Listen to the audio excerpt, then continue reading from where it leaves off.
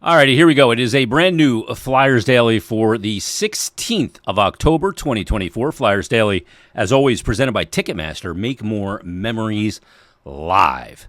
All right, Flyers After Dark. This is our kind of first podcast with our new schedule, Monday through Friday schedule, that we're reacting to a game right after it happened for an episode of Flyers Daily. We had the game Friday, didn't have an episode on Saturday. Had a game Saturday, didn't have an episode on Sunday. We had Bill on Monday. This one we get to react to the game. So Flyers fall in overtime against the Edmonton Oilers. Final score of 4-3. All right, so let's go through the particulars of this game first and foremost. Edmonton outshoots the Flyers 33-30. The Edmonton Oilers 23 hits, Flyers 21. There was a lot of penalties in this game. A lot of power play opportunities. Flyers capitalized on those. Edmonton did not. We know what Edmonton can throw out there on the power play. Their power play over the last couple of years clicks at like 30%. It's absurd. Flyers' power play over the last couple of years, 3 years, has been last in the league. In the last couple of years, has been in the 12%. Flyers' power play, though, got a goal in game one. Flyers' power play got a goal in game two. Flyers' power play got 2 goals in the first period of this game. Can you believe this? Edmonton comes into this game 0-3. McDavid without a goal coming in. And they come in, and they're incredibly undisciplined in the first period. And they keep putting the Flyers on the power play. 4:46 into the game, it's Matvei Michkov for his first NHL goal on the power play.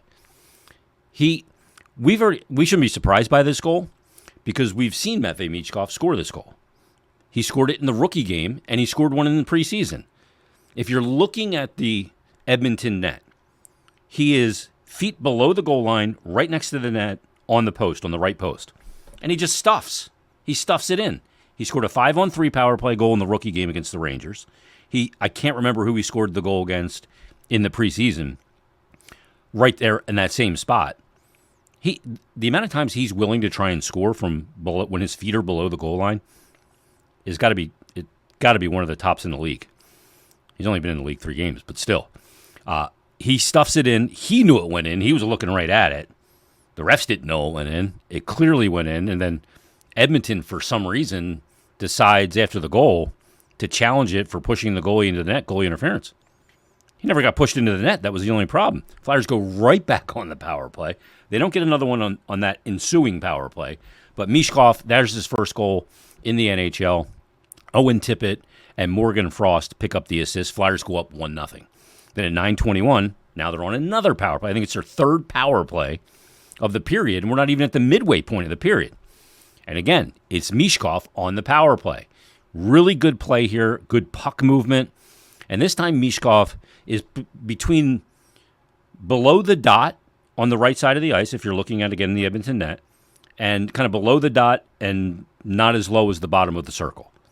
And Frost just lays a pass to him, like kind of just lays it out there, and he ladles it right into the net on a one-time kind of wrist shot, and is able to put it just over the pad, just under the glove, and just inside the bar of Stuart Skinner for his second goal in the NHL. Another power play goal, and the Flyers go up 2-0. Frost with assists on both power play goals, and Travis Konechny with an assist also on the second one. So you're going, what is going on here? Are we in the Twilight Zone? The Flyers have power play goals in every game, and 2 against Edmonton already. And this Michkov, who we didn't even know was coming over, has got 2 power play goals in the first period against probably the top and most lethal power play team in the NHL. But that's how the first period would end. Flyers up 2-0 in the game. Then in the second period, and I said this the first period intermission with Brian Smith, that you knew that Edmonton was going to go in the locker room, they were going to collect themselves, and they were going to come at and they were going to throw everything at the Flyers. And they did. And Sam Ersson stood tall, but eventually they break through. When it's 6:26, Adam Henrique gets all of it on a backhand kind of one-timer. There's a puck that's coming out of the on Ersson's right side, down below the bottom of the circle, and he just deflects it with his paddle like he always does. The only problem is that the angle of how Ersson deflects that puck to keep it out of right in front of him, it angles it right to the the Edmonton player, Adam Henrique, who comes in, one-time backhand, is able to elevate it well. I was impressed because Sam got back on his feet after he deflected it out, got back up on his feet, on his skates. But then as soon as he saw Henrique was going for a one-time backhand, he's got it just impossible to read the backhand. You can't tell by anything the body's doing about where he's trying to go. There's so many variables to it. So Sam regains his bigness, but then when he sees he's going to go for a one-time backhand, he's got to default into the butterfly to cover the bottom third. Credit to Henrique. He goes high glove over the glove of Sam Ersson and gets the Edmonton Oilers on the board. This is also after Edmonton had a goal disallowed in the first period. More on that in a second. Then at 14:01, it's Connor Brown. Flyers have a failed zone exit. Ends up at the point. Darnell Nurse does a really good job keeping the puck in the zone, and he's able to kind of zip one across to the high slot to Jeff Skinner. Skinner sends it one touch pass across to Connor Brown, who's able to get it by a sprawling Sam Ersson. And now we got a tie game. So Edmonton, a team that's 0-3 coming in, tons of expectations. They all of a sudden, with a disallowed goal in the first period, they now have the game tied. They battle back despite all that adversity, the power play goals by the Flyers, all of that. But late in the second period at 19:37, how about Bobby Brink? Gets his first goal of the season. Originally, we thought that maybe this was Jetlachenko's goal, but when you see it, you see that the Brink shot goes off the stick of Matthias Ekholm. But why was Ekholm there? Really simple. Jetlachenko was driving the near post, and he brought Ekholm with him. And always say that when you drive the net, you're probably going to bring a defender with you, and that's when some chaos can happen. That's when a deflection can happen, either from your player for the goal or even off a defender.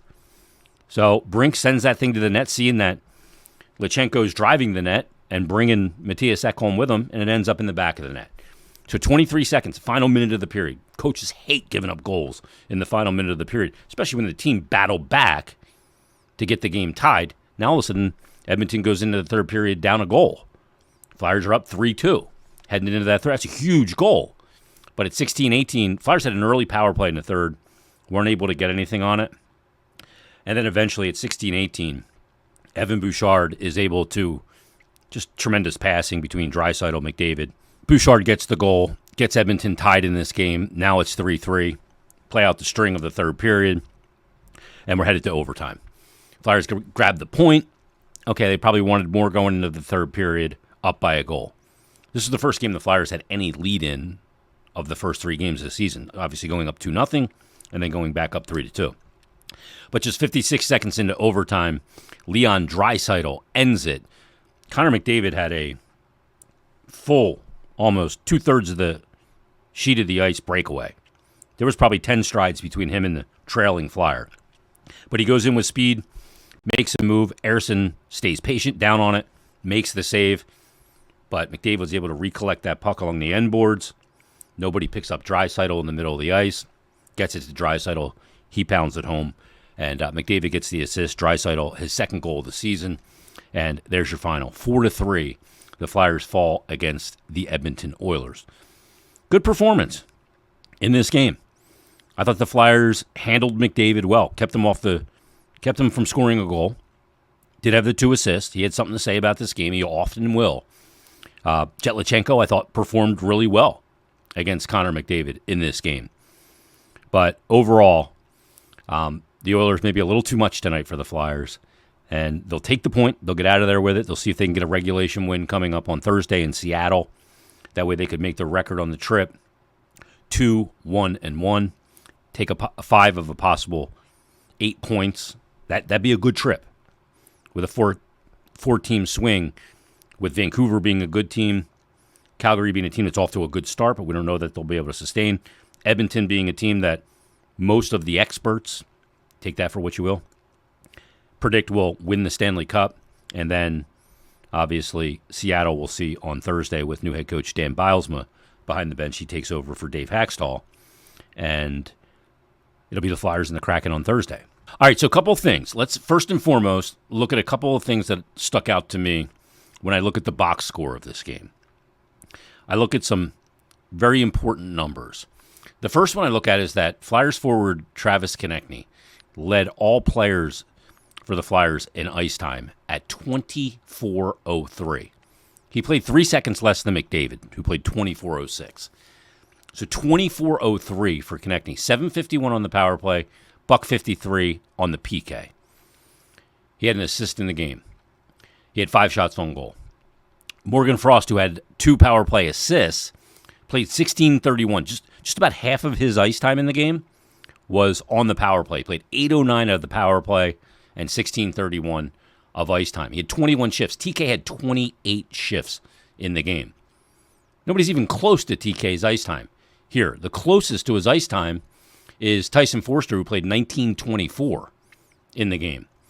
Now, the one that really, I first saw this number. I saw that Bobby Brink only played 11:06 on 17 shifts and had 3:33 of power play time. I thought, well, that's interesting.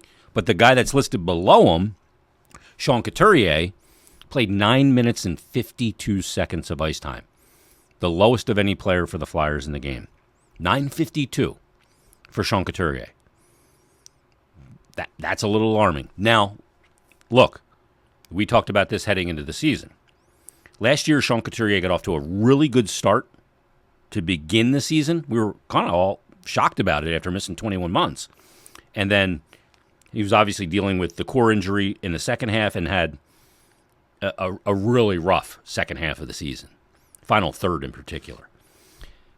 Had a surgery, a core surgery this summer, stayed here, rehabbed it, and my prediction was for him that we're hoping that his season will kind of be flip-flopped of what it was last year. I predicted a slow start at north of 30 years age, coming off a core surgery, got to break down that scar tissue. I didn't think he would get off to a good start to the season because of that. Some players, like Drysdale, had a core surgery as well. Drysdale, the core really affects your skating, your speed, your burst. Drysdale's got a half a step he can lose. Couturier doesn't. He's not a fast player to begin with. And when a player that's slower on the speed scale loses a half, he doesn't have that half a step to lose. And that's what I think what we're seeing with Couturier. He's fighting through it. Only saw 9:52 of ice time. We'll see where this goes as the season progresses. I'm not going to write an obituary for Sean Couturier.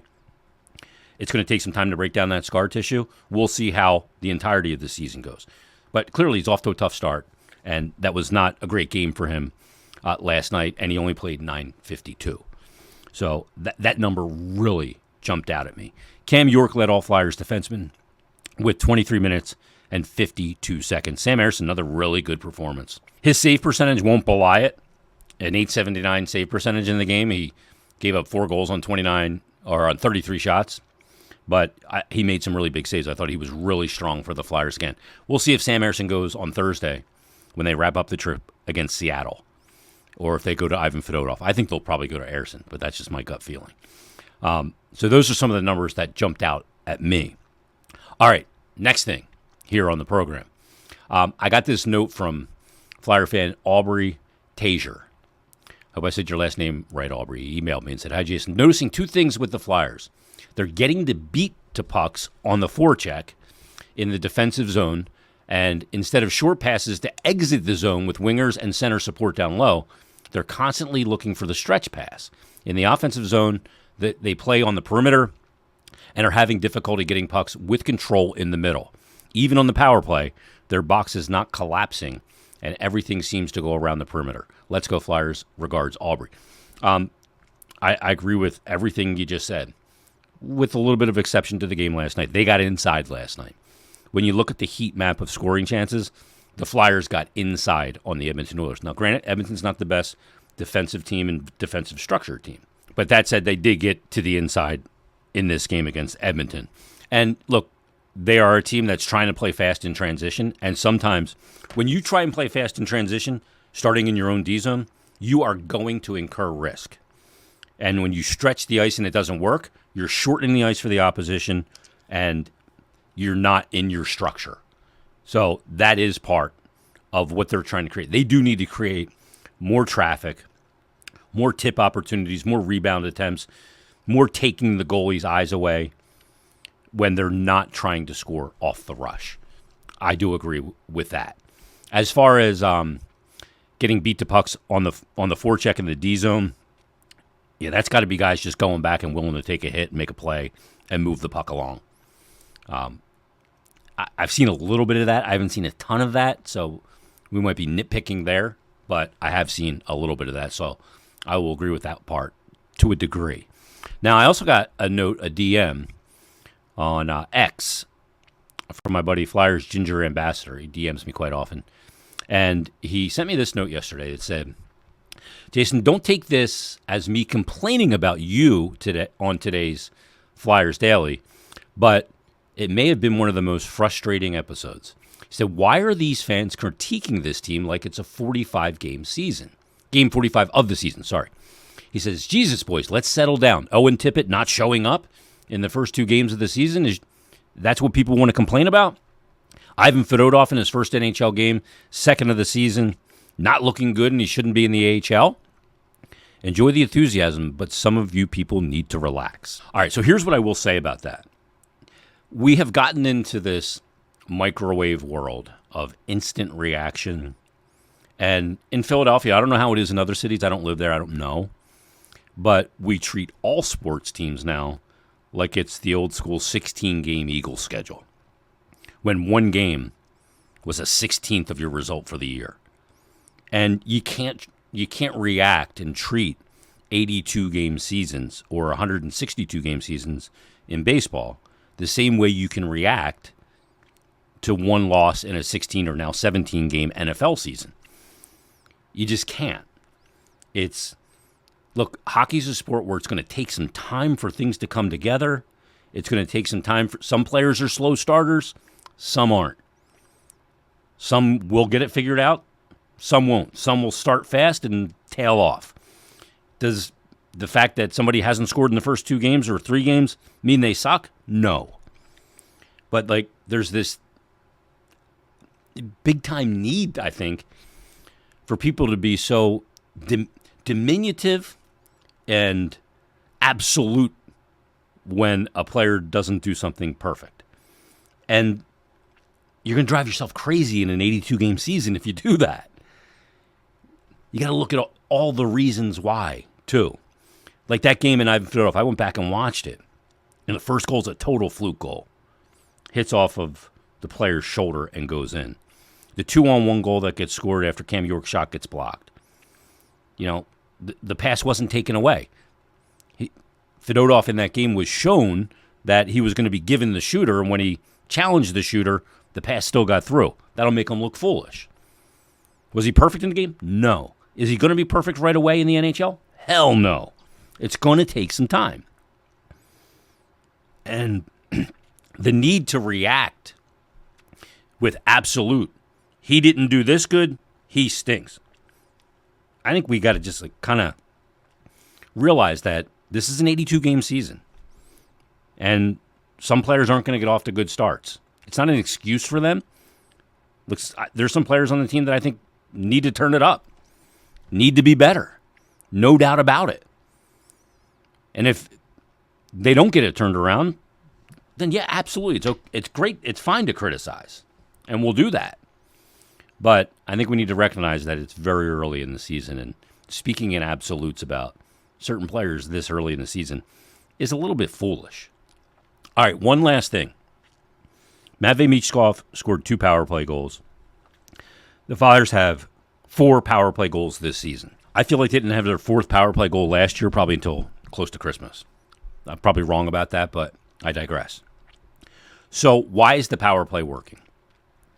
My opinion on why it's working is variety. Variety.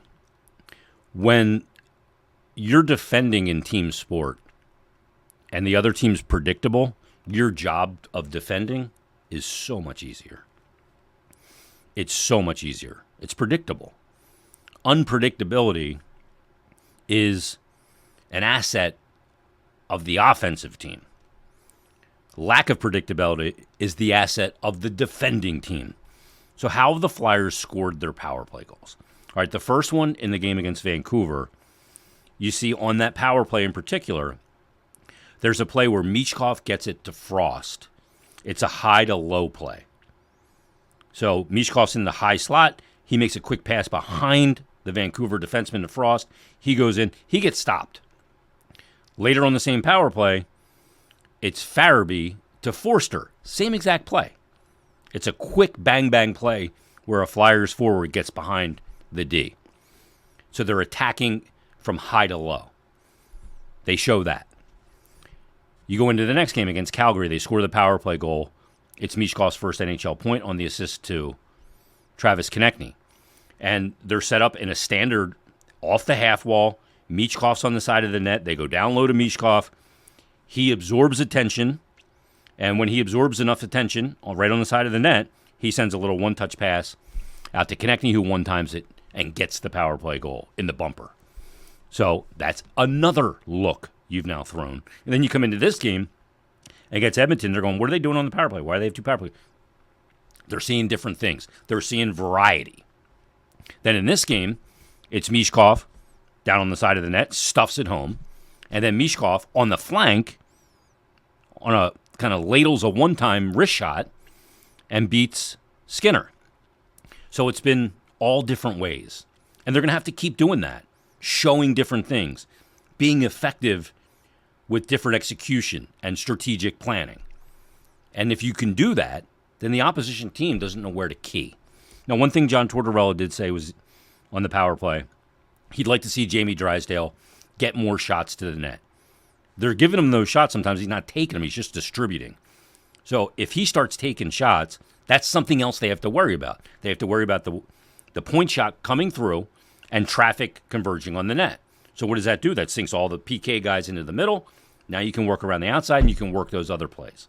If you can show all these different things, high to low, low to high, off the flank, and then also point shot, crash, now you've got a team really guessing what the heck you're going to do on the power play. And that's a great thing to be successful. You got to be able to do it in different ways. And the Flyers have shown different ways so far. Each one of their power play goals scored in a totally different way. If they can get that point and crash and bring everybody in and suck their box into a smaller area, then they're going to be in real good shape. And they'll continue to have success on the power play. All right, everybody, that's another edition of Flyers Daily. We'll preview Flyers Kraken tomorrow. Join us then on a brand new Flyers Daily.